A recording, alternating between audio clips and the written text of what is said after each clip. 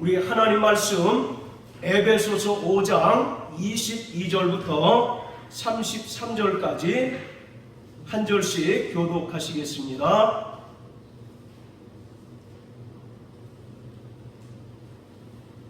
아내들이여 자기 남편에게 복종하기를 주께 하듯 하라.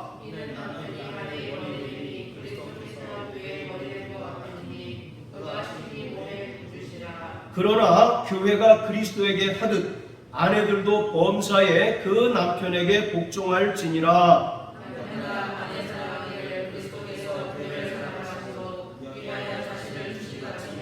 이는 곧 물로 씻어 말씀으로 깨끗하게 하사 거룩하게 하시고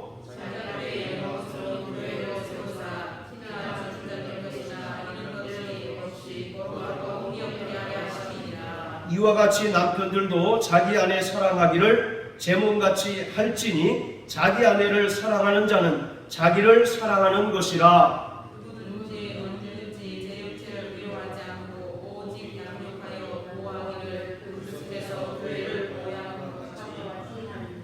우리는 그 몸의 지체임이니라.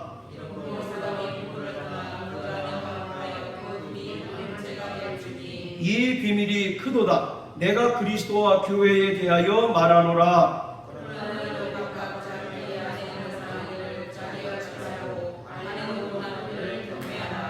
아멘. 자, 32절 우리 한 절만 다시 읽겠습니다. 시작. 이 비밀이 크도다. 내가 그리스도와 교회에 대하여 말하노라. 아멘. 교회는 그리스도의 신부입니다. 교회를 그리스도의 신부라고 규정할 때 이는 오직 예수 그리스도만이 신부인 교회의 신랑이심을 강조하는 것입니다. 신랑 되신 예수 그리스도와 신부인 교회 사이에는 참되고 영원한 기쁨이 충만해야 합니다. 요한복음 19장 34절 말씀처럼 예수님께서 십자가에 달려 죽으실 때 로마 군병이 창으로 예수님의 옆구리를 찌르자 예수님의 옆구리에서 물과 피가 흘러나왔는데 이것은 창세기 2장 22절에 기록한 것처럼 하와가 아담의 갈비뼈에서 나온 것과 연결이 됩니다. 아담의 신부인 하와는 아담의 허리에서 나왔습니다. 자, 이처럼 예수님께서 십자가에 달려 죽으실 때 옆구리를 창에 찔려서 옆구리에서 물과 피를 흘리신 것은 죄인된 자들을 핏값으로 사시기 위해서 그 대가를 지불하신 것입니다. 고대 사회에서 결혼 풍습을 보면 신랑이 신부를 얻기 위해서 반드시 결혼 지참금을 지불해야 하는 것처럼 예수님께서는 죄인된 인간들을 그리스도의 신부로 삼으시기 위해서 죽음의 희생을 치르셨습니다. 자, 예수님께서 이러한 죽음으로 죽으신 것은 죄인들에 대한 하나님의 공의로운 진노 그리고 공의로운 심판을 그 몸으로 온전히 받아내신 거예요. 그래서 갈라디아서 3장 13절에 보면 저가 친히 나무에 달리심으로 우리를 율법의 모든 저주에서 속량하셨다라고 말씀하고 있습니다. 그 결과 마땅히 죽어야 할 죄인들인 우리가 예수님의 은혜로 말미암아 그리스도 예수의 신부가 되었습니다. 예수님은 이 땅에 죄인들을 그리스도의 신부가 되게 하시기 위해서 말씀이 육신이 이 땅에 오셨습니다. 그리고 친히 십자가에 달려 죽으심으로써 그 대가를 결혼 지참금을 지불하셨어요. 이로써 그리스도의 신부된 모든 교회는 그리스도 예수께 속한 자들입니다. 자, 우리 고린도전서 6장 20절을 다 같이 읽겠습니다. 고린도전서 6장 20절. 자, 19절 20절 다 같이 읽겠습니다. 시작. 너희 몸은 너희가 하나님께로부터 받은 바 너희 가운데 계신 성령의 전인 줄을 알지 못하느냐. 너희가 너희 것이 아니라 값으로 산 것이 되었으니 그런즉 너희 몸으로 하나님께 영광을 돌리라. 예, 과거에는 마귀에게 속하여 죄의 종노릇하며 살았던 자들이었는데 예수님께서 이 땅에 죄인들을 그리스도의 신부 삼기 위해서 육신을 입고 이 땅에 오셔서 친히 십자가에 달리셔서 그 흘리신 피로 말미암아 우리를 사셨다라고 말씀하고 있습니다. 그렇기 때문에 6장 20절의 말씀처럼 값으로 산 것이 되었으니 그런즉 너희 몸으로 하나님께 영광을 돌리라 라고 말씀하고 있습니다. 이처럼 그리스도의 신부된 모든 교회는 예수 그리스도의 소유된 자들입니다. 이것은 예수 그리스도께서 가장 아끼고 소중하게 생각하는 것이 바로 그리스도의 신부된 교회라고 하는 뜻입니다. 뿐만 아니라 그리스도의 신부된 교회는 주님의 뜻대로 살아야 한다는 것을 아울러서 말씀하고 있습니다. 여기서 중요한 것은 교회가 그리스도의 신부가 되었다는 것은 두 가지를 반드시 지켜야 한다는 것을 말하고 있습니다. 그 첫 번째는 신부된 교회가 우상 숭배로 인하여 자기를 더럽히지 않고 거짓 교회와 철저히 거룩함으로 구별되어서 믿음의 정절을 지키고 순결한 처녀이어야 한다는 것을 말씀하고 있습니다. 자, 우리 또 계시록 2장을 다 같이 한번 보십니다. 계시록 2장 22절. 자, 또 같이 읽습니다. 시작. 볼지어다 내가 그를 침상에 던질 터이요 또 그로 더불어 간음하는 자들도 만일 그의 행위를 회개치 아니하면 큰 환난에 던지고, 내가 그를 침상에 던진다라고 말씀합니다. 여기서 침상에 던진다라는 표현은 바로 심판하신다는 것을 말씀하고 있습니다. 분명히 예수의 핏값으로 사신 바 되었고 또 그 은혜로 말미암아 그리스도의 신부된 교회가 주님을 향하여 믿음의 정절을 지키지 않고 순결을 지키지 않고 우상을 숭배하고 또 세상과 타협하고 배도하게 되면 하나님께서 장차 오셔서 반드시 그러한 자들을 심판하실 뿐만 아니라 회개치 않는 자들도 큰 환난에 던지시겠다라고 말씀하고 있습니다. 또한 야고보서 4장 4절에 보면 간음하는 자들을, 죄를 범하는 자들, 또 세상과 타협하는 자들을 영적으로 간음하는 자들이다라고 이렇게 이야기하고 있습니다. 따라서 우리가 그리스도의 신부된 교회가 되었다라고 하는 것은 철저히 신앙의 정절을 지키고 또 순결한 그리스도의 처녀로 남아야 한다는 것을 말씀하고 있습니다. 자, 그리고 두 번째는 그리스도의 신부는 이 땅에 세워진 지상의 교회들을 가리킵니다. 그리고 지상에 세워진 교회는 천상에 완성된 교회와 분명하게 구별이 됩니다. 따라서 시온산이라고 일컬어지는 천상의 교회에 이를 때까지 그리스도의 신부된 자로서 살아갈 뿐만 아니라 이 땅에서 바로 믿음으로 철저히 자기 자신을 단장하는 자가 되어야 한다는 것을 성경은 말씀하고 있습니다. 자, 또 디모데전서 2장을 다 같이 한번 보십니다. 디모데전서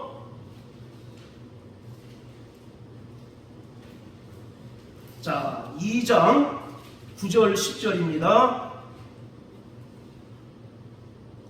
시작. 또 이와 같이 여자들도 아담한 옷을 입고 염치와 정절로 자기를 단장하고 따은 머리와 금이나 진주나 값진 옷으로 하지 말고 오직 선행으로 하기를 원하라. 이것이 하나님을 공경한다 하는 자들에게 마땅한 것이니라. 예, 바로 이와 같이 여자들도 아담한 옷을 입고 또 염치와 정절로 자기를 단장하고 진주와 값진 옷으로 하지 말고 오직 선행으로 하기를 원한다라고 말씀합니다. 여기서 선행이라고 하는 것은 계시록 19장 7절 8절에 기록된 것처럼 어린 양의 혼인잔치에 참여하는 성도들이 입는 빛나고 깨끗한 세마포를 가리키고 있습니다.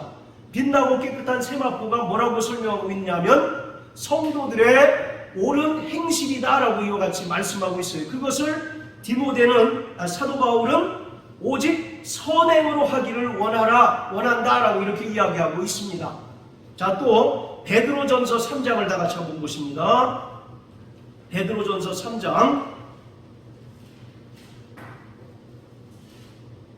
자, 3절부터 5절까지 다 같이 또 읽습니다. 시작. 너희 단장은 머리를 꾸미며 금을 차고 아름다운 옷을 입는 외모로 하지 말고 오직 마음에 숨은 사람을 온유하고 안정한 심령에 썩지 아니할 것으로 하라.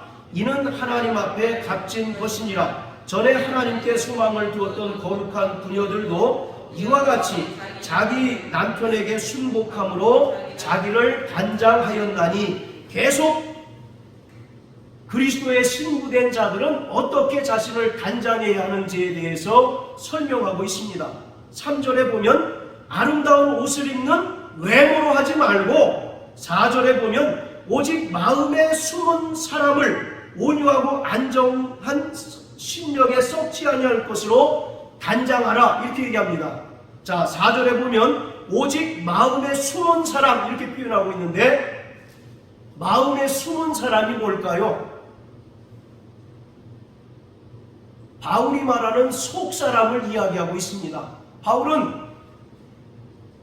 로마서 7장에서 겉사람과 속사람을 구분해서 설명하고 있는데, 여기서 오직 마음에 숨은 사람이라고 하는 것은 사도 바울이 말하는 바로 속사람을 말씀하고 있는 것입니다. 그래서 우리가 그리스도의 신부가 되어서 이제 자신을 믿음으로 단장하는 것은 어떤 우리가 종교적인 외형, 종교적인 형식에 참가하는 것으로 만족하는 것이 아니라 자기의 속사람을 성령으로 말미암아 강건케 하고 자신의 영혼을 철저하게 믿음으로 단장하는 자가 되어야 한다라고 이와 같이 말씀하고 있습니다. 자, 또 요한계시록 14장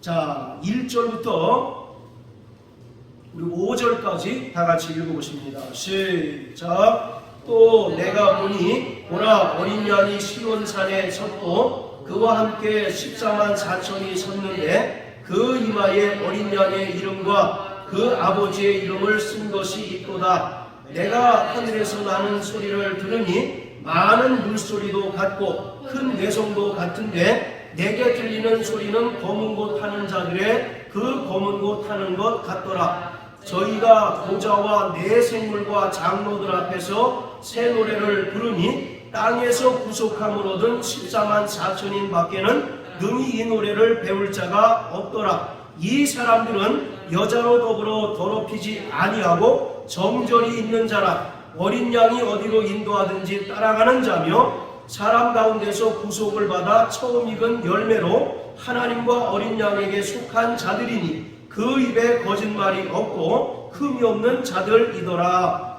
계시록 7장에 보면 이스라엘의 입맞은 자 14만 4천이 기록되어 있습니다. 이스라엘의 입맞은 자 14만 4천은 이 지상에 세워진 교회들로서 세상으로부터 박해를 받는 그리스도인들, 또 세상의 많은 죄의 세력들로 인하여 박해를 받는 교회들을 상징하고 있습니다. 그런데 계시록 14장에 우리가 금방 읽은 것처럼 14만 4천이 시온산에 어린 양과 함께 섰다라고 이렇게 말씀하고 있어요. 이것은 바로 더 이상 지상에 세워진 교회가 아니라 천상에 완성된 교회가 된 성도들을 가리키고 있습니다. 그러니까 계시록 7장에 있는 14만 4천과 14장에 나오는 14만 4천은 동일한 인물들을 가리키고 있습니다. 단 어떤 차이가 있느냐면 계시록 7장에 나타난 14만 4천은 이 땅에서 고난받는 성도들, 고난받는 교회들을 가리킨다면 계시록 14장에 나오는 시온산에선 14만 4천 명은 모든 환난과 핍박을 견디고 예수님께서 영광 중에 재림하실 때 천상에 완성된 바로 거룩한 교회를 가리키고 있어요.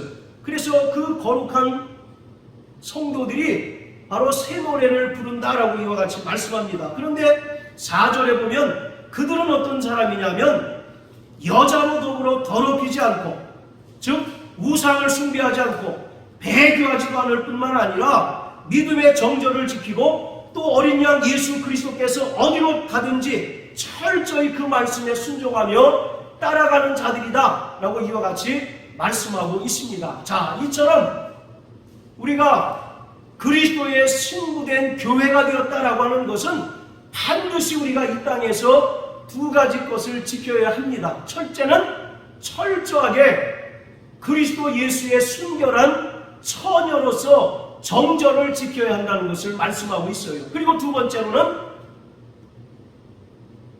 자신의 영혼을 철저하게 믿음으로 단장하는 자가 되어야 한다라고 이와 같이 말씀하고 있습니다. 신부된 교회는 어린 양의 혼인잔치가 속히 이루어지기를 간절히 바라는 자들입니다. 이것은 예수 그리스도의 재림을 학수고대하고 예수 그리스도의 재림을 간절히 사모하는 것이 바로 교회의 본질이라고 하는 사실을 우리에게 분명하게 보여주고 있는 것입니다. 바로 이처럼 이 땅에 세워진 모든 교회는 바로 종말론적인 바로 공동체인 것입니다. 그러다가 장차 예수님께서 천사들의 호령과 나팔 소리와 더불어 영광 중에 재림하실 때 그리스도의 신부된 자들은 왕이신 예수 그리스도와 새 예루살렘 성에 들어가서 영원히 영광을 누리게 됩니다. 따라서 바로 그리스도의 신부된 성도들은 이 땅의 것에 그 마음을 뺏기거나 또는 이 땅에 있는 죄와 타협하는 자들이 아니라 오직 믿음의 주여 또 온전케 하시니 예수를 바라보고 예수님께서 우리를 위하여 예비하신 영원한 하나님의 나라를 소망하는 가운데 끝까지 정절을 지키고 또 자신의 영혼을 믿음으로 단장하는 자가 되어야 합니다. 자, 우리 에베소서 5장 오늘 본문으로 다시 돌아갑니다. 자, 오늘 에베소서 5장 22절부터 33절까지의 말씀은 육신의 남편과 육신의 아내의 그 관계를 통해서 신랑이신 예수 그리스도와 신부인 교회의 관계를 설명하고 있습니다. 여기서 말하고 있는 것은 신랑이신 예수 그리스도와 신부인 교회의 관계는 사랑과 순종의 비밀이라는 것입니다. 그리고 이 사랑과 순종의 비밀은 성경에 나타난 가장 위대한 비밀이라고 하는 것입니다. 자, 따라하세요. 사랑과 순종의 비밀. 이것이 바로 예수 그리스도와 신부된 교회의 관계를 가장 정확하게 설명하고 있는 것입니다. 신랑 되신 예수 그리스도께서는 교회를 사랑하시고 또 교회를 양육하시고 교회를 보호하실 뿐만 아니라 신부된 성도들은 철저하게 머리 대신 예수 그리스도께 복종하는, 그래서 사랑과 순종의 비밀이 바로 예수 그리스도와 신부된 교회와의 관계를 설명하고 있는 것입니다. 남편과 아내는 한 몸입니다. 창세기 2장 24절에 보면 아담과 하와가 부모를 떠나서 한 몸으로 연합했다라고 이와 같이 말씀하고 있어요. 그것이 바로 성경에서 말하는 결혼 아니겠습니까? 이와 같이 결혼한 남편과 아내는 한 몸입니다. 그처럼 예수 그리스도와 신부인 교회 역시 바로 한 몸이라고 하는 사실을 오늘 본문에서 강조하고 있어요. 육신의 남편과 아내의 관계도 바로 비밀이지만 신랑이신 예수 그리스도와 신부인 교회의 관계는 더 큰, 가장 큰 바로 위대한 비밀이다라고 이와 같이 사도 바울은 말하고 있는 것입니다. 그리고 중요한 것은 신랑이신 예수님과 신부인 교회는 정혼한 관계라는 것입니다. 무슨 관계요? 바로 정혼한 관계라는 것이에요. 따라서 신부인 교회는 어린 양의 혼인잔치를 기다리는 순결한 처녀이어야 한다라고 하는 것입니다. 성경은요, 예수 그리스도와 신부인 교회와의 그 결혼 관계를 구약의 유대인의 결혼 풍습을 통해서 우리에게 설명해 주고 있습니다. 유대인들에게 있어서 이 결혼이라고 하는 것은 가문의 명예를 위하여 가장 중요한 축제입니다. 그래서 이웃과 친척이 함께 모여서 공동체가 함께 나누고 함께 즐기는 축제로서 보통 결혼 축제가 7일 정도 진행된답니다. 그리고 조금 부유한 사람들은 2주 정도 결혼잔치를 진행을 해요. 자, 그런데 중요한 것은 유대인의 결혼 풍습은 대략 두 단계로 나눕니다. 첫 번째 단계는 약혼을 하는 단계이고 또 한 단계는 바로 결혼 잔치를 하는 두 단계로 나뉩니다. 바로 성경에서 이 결혼이라고 하는 것은 남편과 아내가 완전히 하나로 연합된 것을 말하고 있어요. 그것은 바로 예수와 신부된 교회와의 관계를 가장 정확하게 설명하고 있는 것입니다. 자, 그러면 우리가 성경에 나타난 유대인들의 결혼 풍습 그리고 그 순서들을 우리가 잠시 한번 살펴보도록 하겠습니다. 자, 먼저 신랑은 자기 마음에 드는 신부를 찾아 나섭니다. 그러다가 합당한 신부감을 만나게 되면 신랑 측 부모는 결혼 지참금을 준비해서 신부를 찾아가서 결혼 지참금을 지불하고 신부 측 부모와 협상을 맺습니다. 자, 여기서 이 결혼 지참금이라고 하는 것은 일반적으로는 돈으로 지불하게 되어 있습니다. 여러분, 예수님께서 가룟 유다에게 얼마에 팔려가셨습니까? 은 30에 팔려가셨죠. 바로 그 은 30은 결혼 지참금에 해당이 되는 거예요. 자, 이처럼 신랑은 결혼할 상대에게 반드시 결혼 지참금을 지불해야 합니다. 이것은 결혼 지참금은 이제 돈으로 지불하는 것이 가장 일반적인데 예외적으로 돈으로 지불하지 않고 노동력을 제공하는 경우도 있습니다. 창세기 29장 18절에 보면 야곱이 외삼촌 라반의 그 둘째 딸 라헬을 사랑해서 그를 아내로 맡고자 외삼촌 라반의 집에서 몇 년 동안 봉사합니까? 7년 동안 봉사하죠. 바로 그 봉사한 것이 결혼 지참금에 해당이 되는 거예요. 이처럼 신랑은 사방으로 다니면서 합당한 신부감을 이제 찾아 헤매다가 합당한 신부감을 찾으면 신랑 측 부모는 결혼 지참금을 준비해서 신랑 측 부모에게 결혼 지참금을 지불하고 결혼 협상을 맺습니다. 그게 바로 약혼이에요. 약혼을 결혼지참금을 지불하고 협상을 체결하는데 바로 그것이 이제 성경에서 말하는 약혼 또는 정혼이라고 합니다. 이 약혼은 법적인 구속력이 있습니다. 둘이 동침을 할 수는 없지만 정식으로 부부의 효력을 발휘할 수가 있는 거예요. 자, 우리 마태복음 1장을 한번 다 같이 보실까요? 자, 마태복음 1장 자, 18절 19절 한번 읽습니다.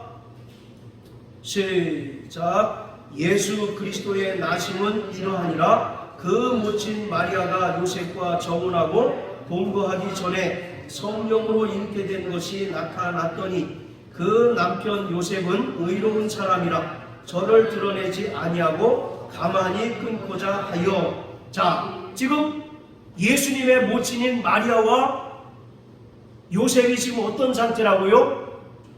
정혼한 상태다라고 이렇게 얘기합니다. 정혼은 분명히 부부로서의 법적인 효력이 나타나는 그런 상태입니다. 법적인 구속력을 가진 상태예요. 그래서 이미 정식으로 부부의 연을 맺은 상태입니다. 다만 둘이 부부로서 동침을 할 수 없는 그런 상태입니다. 그래서 동거하기 전에, 정혼하고 동거하기 전에 이렇게 기록하고 있어요. 그런데 예수의 모친 마리아가 임신한 것을 알고 19절에 보면 요셉이 가만히 이혼하려고 했다라고 이렇게 기록하고 있습니다. 자, 이처럼 약혼, 결혼의 첫 단계가 바로 약혼인데 이 약혼은 제일 중요한 것이 결혼지참금을 지불하고 결혼 관계를 맺는 것입니다. 그래서 이 약혼이라고 하는 뜻은 돈을 지불하고 그 소유권을 얻는 것을 말합니다. 그때로부터 그 여자는 이제 누구의 소유가 되는 겁니까? 그 남편의 소유가 되는 거예요. 그것을 성경은 약혼 또는 정혼이라고 이렇게 이야기하는데 통상적으로 이 정혼의 기간이 대략 1년 정도 걸린답니다. 그래서 이 정혼한 신부는 그때부터 순결을 유지할 뿐만 아니라 철저하게 자기를 단장하는 일에 몰두를 합니다. 자, 그러면 신랑은 어떤 일을 할까요? 이제 약혼 언약을 다 이제 체결한 신랑은 그 길로 자기 아버지 집으로 빨리 가서 결혼 잔치를 준비합니다. 그리고 신랑이 신부를 맞이하고 같이 살 집을 마련을 해요. 그때 중요한 것은 이 신랑이 신부를 떠나가면서 반드시 다시 데리러 오겠다라고 이와 같이 약속을 합니다. 그리고 그 약속의 증표로 선물을 제공을 해야 합니다. 그것이 요한복음 14장 16절에 정확하게 나타나 있어요. 우리 김 집사님 한번 요한복음 14장 16절 한번 읽어주십시오.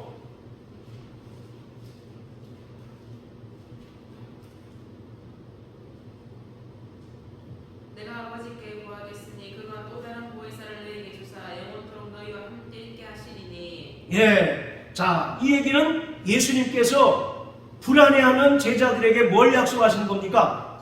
보혜사 성령을 너희에게 보내줄 것이다 라고 약속하고 있지 않습니까? 예수님의 제자들은 3년 동안 예수님과 동고동락하고 예수님을 철저히 따랐던 사람들이에요. 그런데 어느 날 예수님께서 내가 몇 날이 못 돼서 서기관과 대제사장들에게 붙잡혀서 죽게 될 것이고 또 죽음 이후에 부활을 승천해서 아버지께 갈 것이다 라고 이와 같이 말씀했더니 이야기하니까 모든 제자들이 그때부터 다 두려워 떨기 시작하는 겁니다.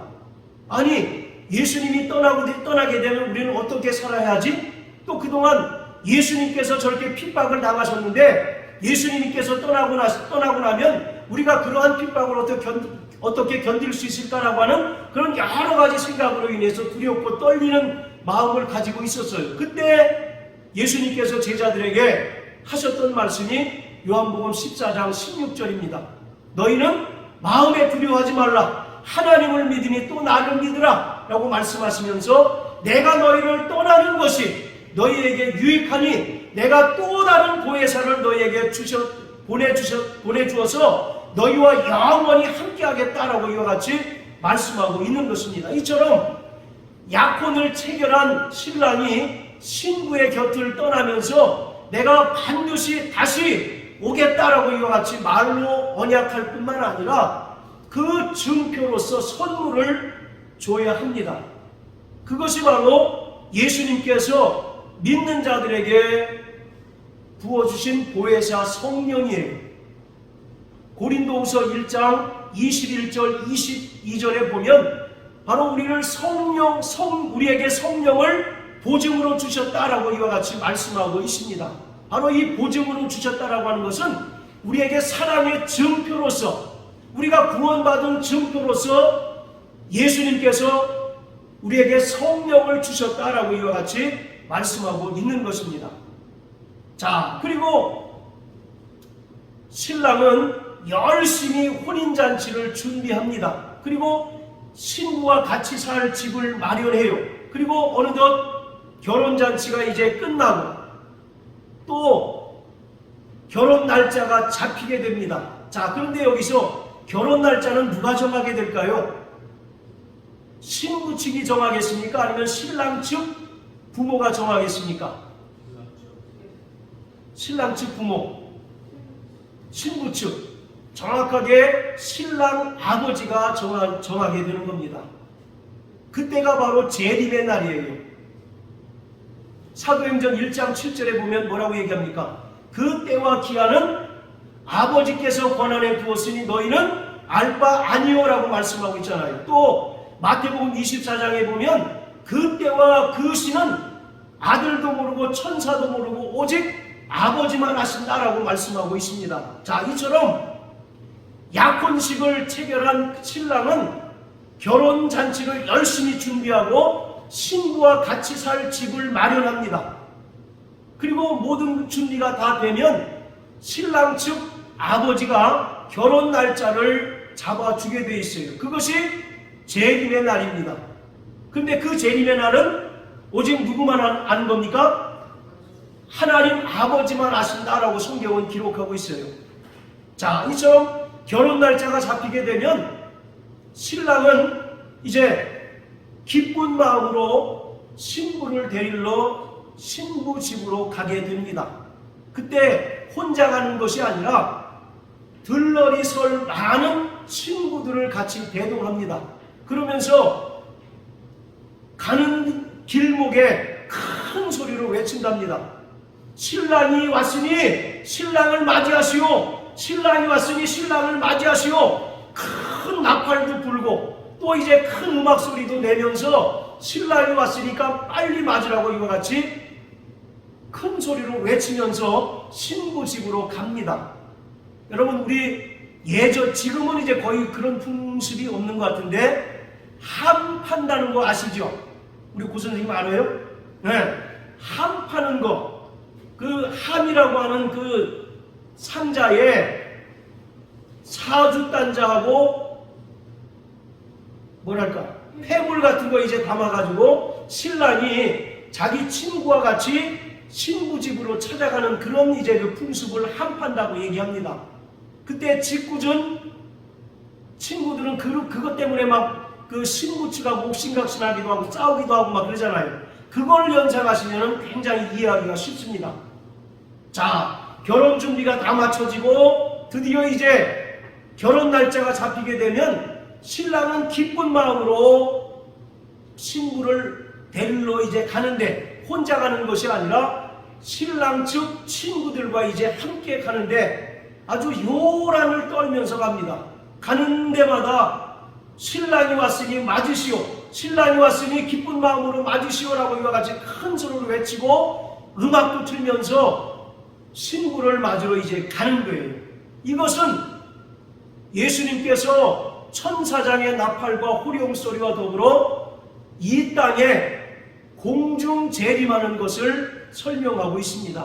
그때에 그리스도 안에서 잠자던 자들이 먼저 일어나서 공중에서 주님을 뵙게 될 것이고, 이 땅에 살아남은 그리스도인들도 신령한 몸으로 변화를 받아서 공중에서 주님을 뵙게 되는 그런 기쁨의 순간인 것이죠. 자, 우리 데살로니가전서 4장을 다 같이 한번 읽어보시겠습니다.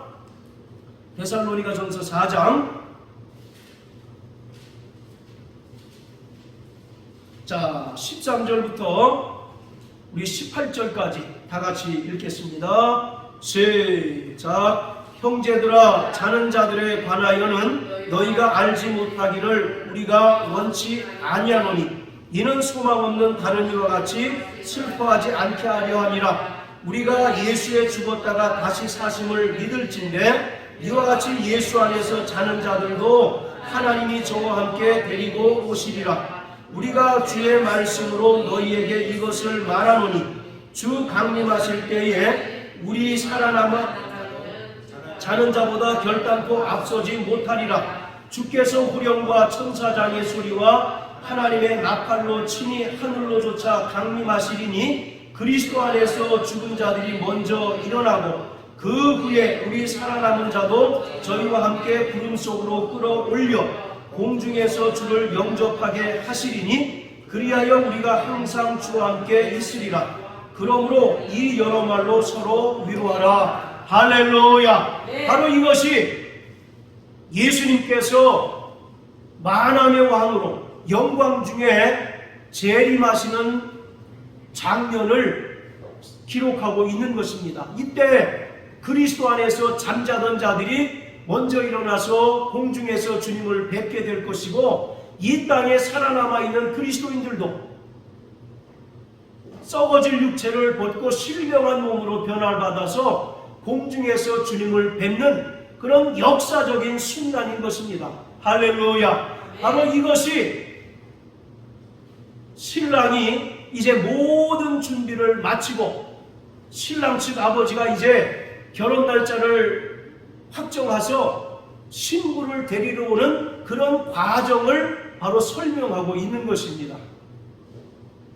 자, 이처럼 이제 신부를 다 데리고 이제 와서 드디어 이제 혼인잔치가 열리게 되는 거예요. 혼인잔치의 시작은 부모가 신랑과 신부를 신랑방으로 들여보내면서 시작이 됩니다.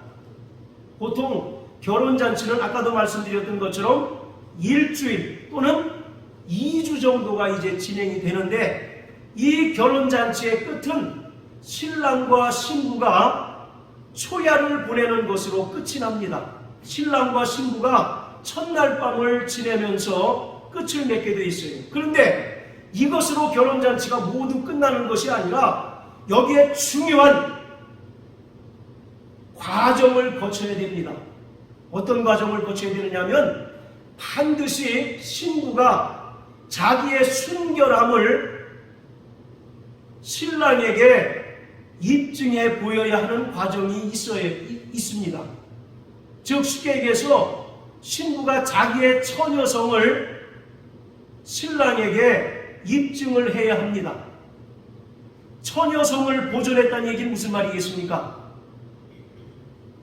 그가 외간 남자와 간음하지 않고 믿음의 정절을 지켰다는 그런 얘기를 하는 것 아니겠습니까? 이처럼 결혼잔치는 신랑과 신부가 초야를 보내는 것으로 끝이 나는데, 그것이 최종적인 끝이 아니라 신부가 초야를 보낸 신부가 자기의 성적인 순결을 반드시 입증해야 하는 과정을 거쳐야 합니다. 자, 우리 신명기 22장 다 같이 한번 보십니다.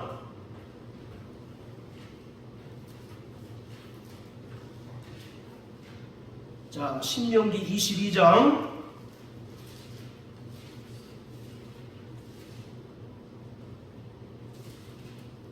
자, 13절부터 21절까지 우리 다 같이 읽겠습니다. 시작. 누구든지 아내를 취하여 그와 동침한 후에 그를 미워하여 비방거리를 만들어 그에게 누명을 씌워 가로되 내가 이 여자를 취하였더니 그와 동침할 때에 그의 처녀인 표적을 보지 못하였노라 하면 그 처녀의 부모가 처녀의 처녀인 표를 얻어가지고 그 성읍문 장로들에게로 가서 처녀의 아비가 장로들에게 말하기를 내 딸을 이 사람에게 아내로 주었더니 그가 미워하여 비방거리를 만들어 말하기를 내가 내 딸의 처녀인 표적을 보지 못하였노라 하나 보라 내 딸의 처녀인 표적이 이것이라 하고 그 부모가 그 자리옷을 그 성읍 장로들에게 펼 것이요 그 성읍 장로들은 그 사람을 잡아 때리고 이스라엘 처녀에게 누명 씌움을 인하여 그에게 은 100세겔을 벌금으로 받아 여자의 아비에게 주고 그 여자로 그 남자의 평생에 버리지 못할 아내가 되게 하려니와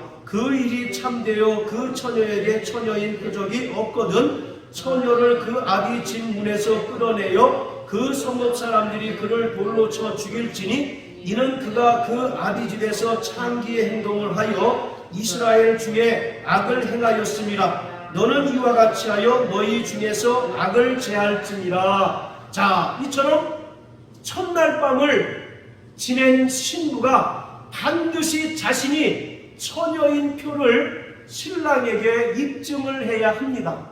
만약에 이 신랑이 신부가 미워서 거짓말로 내 아내가 처녀가 아니고 외간 남자와 가늠한 여자다라고 이와 같이 소문을 낸다면 그 아버지가 처녀 아버지가 신부 아버지가 그 이불을 가지고 이불이 최종적인 증거가 되는 것이니까요.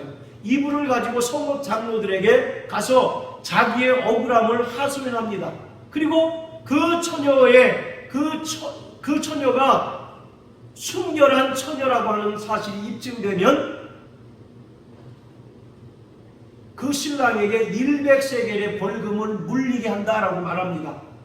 만약에 반대의 경우 처녀가 자기 신랑 말고 외간 남자와 정을 통하게 되어서 순결한 처녀가 아니게 된다면 어떤 일이 벌어집니까? 21절에 보면 그 아비 집문에서 그 처녀를 끌어내어서 성읍 사람들이 그를 돌로 쳐 죽일 것이다 라고 이와 같이 말씀합니다. 왜냐하면 그 여자가 한 신랑의 아내로서 신부로서 지켜야 할 순결을 지키지 못했기 때문에 그는 돌로 쳐서 죽임을 당할 것이다 라고 이와 같이 말씀하고 있어요. 이처럼 성도들에게 있어서 주님은 믿음의 정절을 강력하게 요구하고 있습니다. 이 단계가 영적으로 보면 바로 그리스도의 심판대 앞에 우리가 서는 것을 말씀하고 있습니다. 자, 우리 로마서 14장을 다 같이 한번 보십니다. 로마서 14장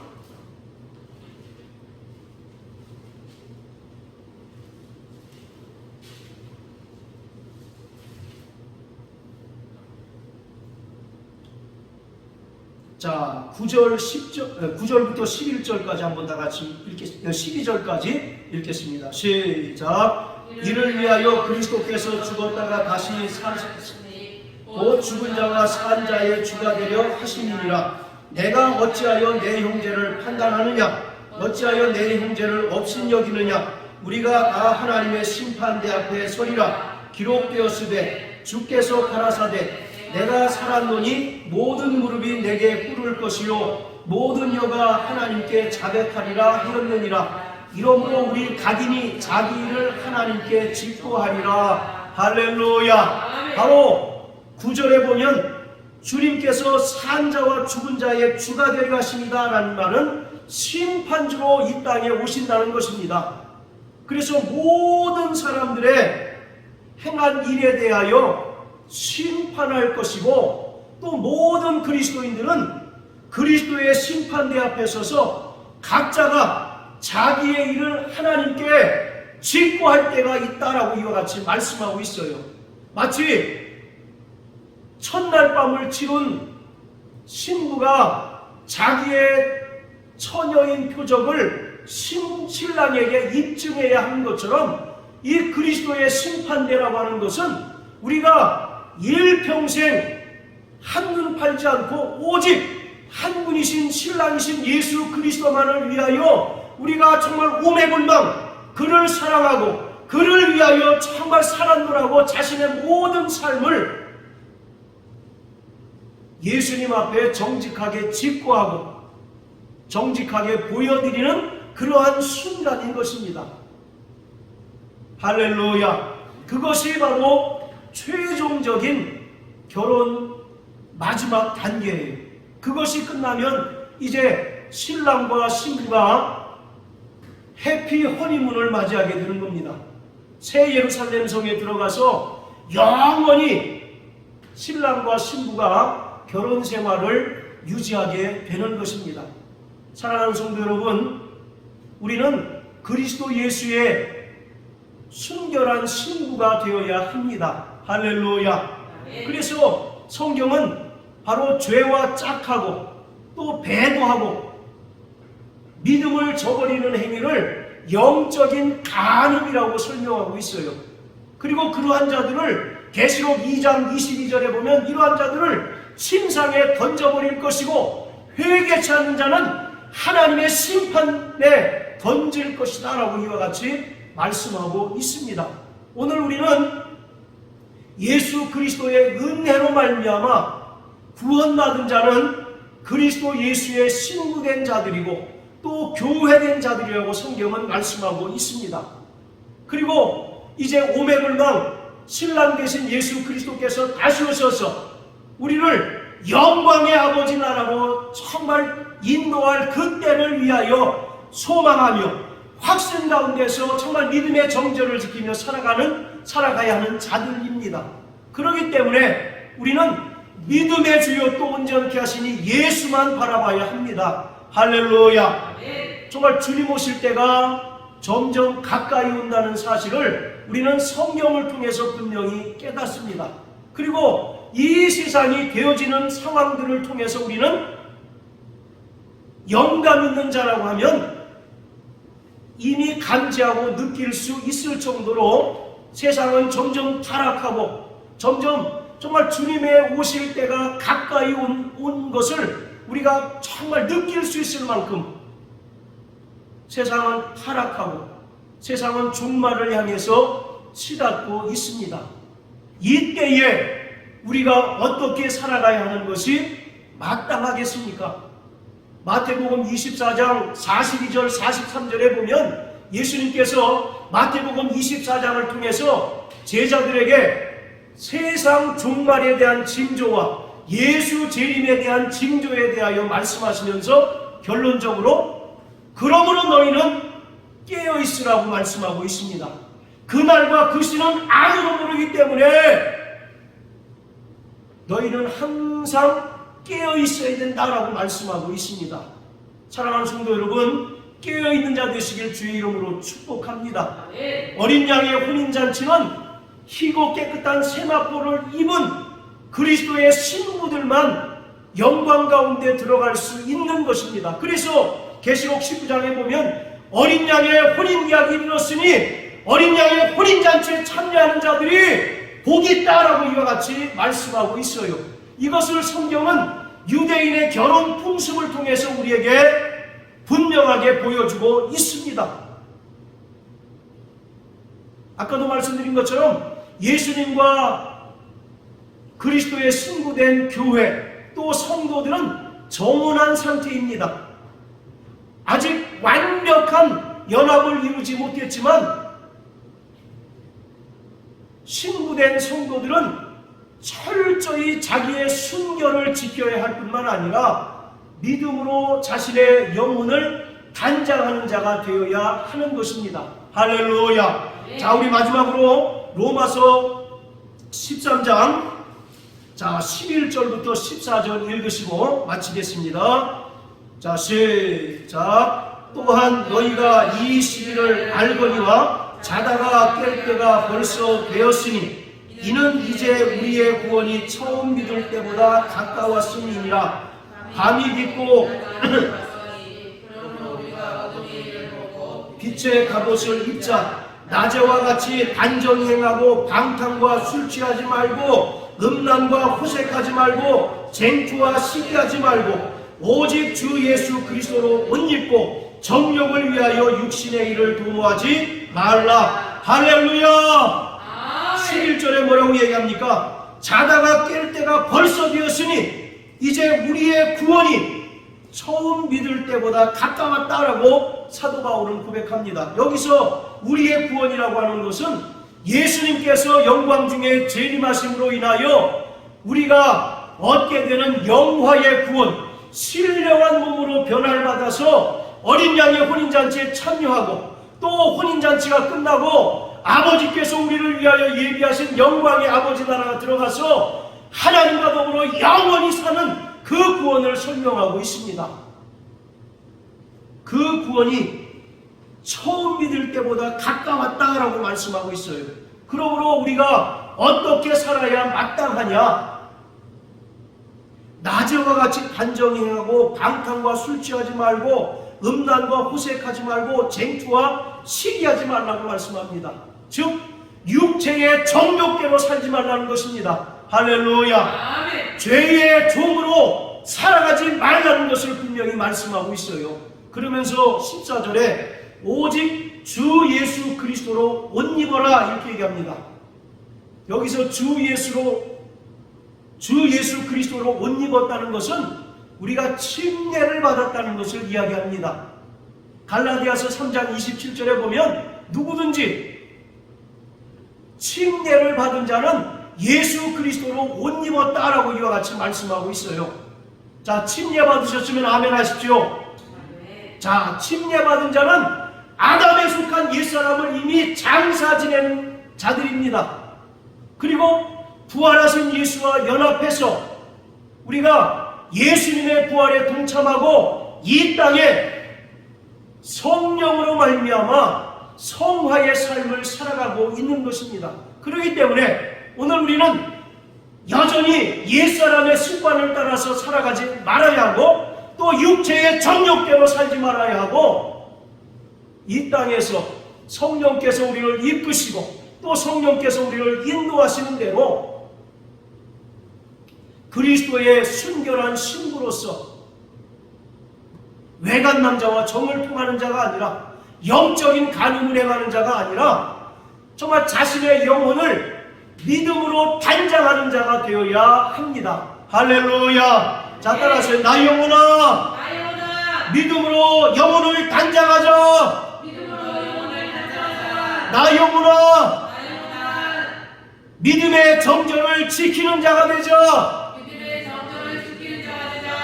나 영혼아, 그리스도 예수의 신부로 거룩한 삶을 살자. 할렐루야.